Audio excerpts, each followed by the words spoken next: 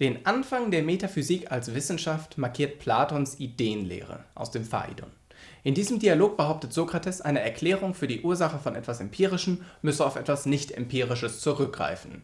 Was meint er damit? Sokrates fragte zum Beispiel gerne Dinge wie: Was ist Tapferkeit? Und bekam zur Antwort sowas wie: Tapfer ist ein Kämpfer, der im Schlachtgetümmel nicht flieht, sondern seine Feinde abwehrt. Doch Sokrates suchte keine Beispiele, sondern Eigenschaften von Tapferkeit, die in allen Einzelfällen identisch sind, um sicherzugehen, dass mit Tapferkeit stets dasselbe gemeint war. Tapferkeit ist, wenn eine Mutter ihr Kind aus dem Feuer holt. Tapferkeit ist, wenn ein Schüler einen gemobbten Mitschüler verteidigt. Tapferkeit ist, wenn jemand aus einem Kriegsgebiet berichtet. Das mag alles sein. Aber was haben diese Tapferen gemeinsam?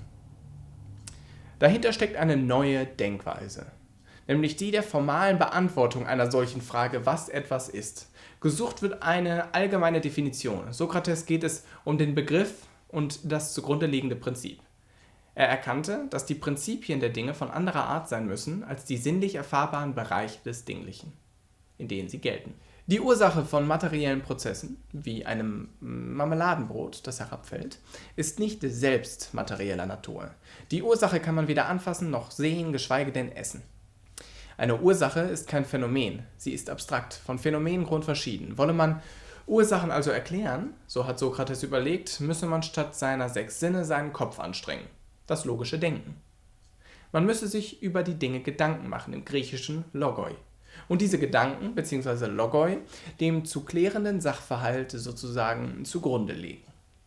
Das ist die Methode der Hypothesis, bei der, wie der Name schon verrät, Hypothesen herumkommen. So ist der Plan.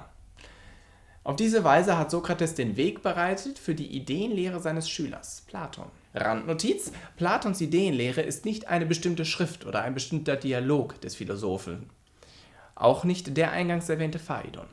Vielmehr ist die Ideenlehre ein nachträgliches wissenschaftliches Konstrukt zustande gekommen aus der Betrachtung von Platons Gesamtwerk. Für Platon verinnerlicht echtes, wahrheitsfähiges Wissen folgende Eigenschaften: Es ist allgemeingültig, unveränderlich und begründbar. Empirisches Wissen hingegen, also alles, was wir über die sinnlich erfahrbare Welt um uns herum zu wissen glauben, ist ungeeignet für echte Erkenntnisse. Denn Sinneswahrnehmungen täuschen sich häufig. Und sinnlich wahrnehmbare Dinge verändern sich. Erreicht man ein Straßenende, ist die Fata Morgana dort verschwunden.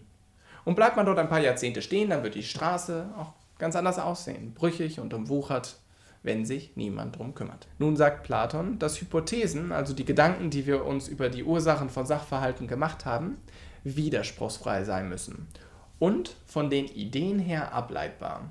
Eine Idee in Platons Ideenlehre ist etwas, das nur mit dem geistigen Auge zu sehen ist. In diesem Sinne ist eine Idee unveränderlich, perfekt und jeder menschlichen Manipulation entzogen.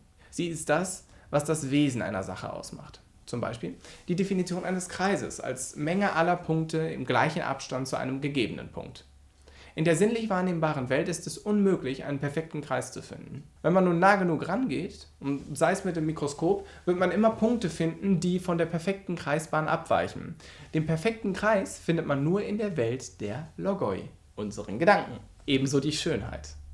Wenn es sie gibt, dann nur als Idee der Schönheit.